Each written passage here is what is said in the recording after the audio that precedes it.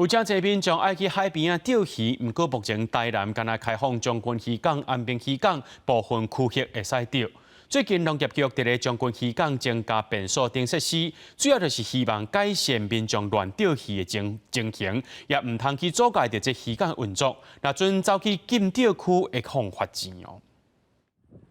不少钓客来报河边，徛伫肉粽角顶悬咧钓鱼。台南将军渔港内底鱼种不止啊多，真兴钓鱼的人真爱来。不过所有人定无守规矩，会伫渔船啊出口的航道边啊咧钓鱼，妨碍着渔民作业。真侪人唔知影，农业局目前敢若开放南平北岸350公尺是合法的钓鱼区。有钓客认为，适当开放互因钓鱼。 安尼才有义量。你那边，你过那边海鲜树那边袂使互你钓的，伊船咧走啊，爱起来个船，吼，爱船咧船来，你啊去收割啊，就麻烦啊。钓鱼的人足多啊，系啊，吼啊，你一世界甲禁止，变成人会百姓会反感。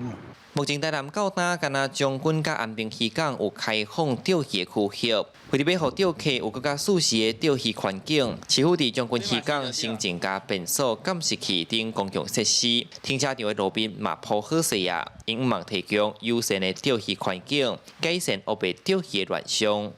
这个垂钓区会当讲设施家用好势了后，咱的民众。 爱钓鱼啊，拢来遮，咱整个港区的这个乱象咱就会当来个做一个改善安尼。农业局表示，后续会继续盘点甲评估，若有适合的所在，未来会陆续开放。嘛提醒大家一定爱伫开放的区域钓鱼，若去禁止区会违法，渔港罚3万到15万的罚款。记者李新台南采访报道。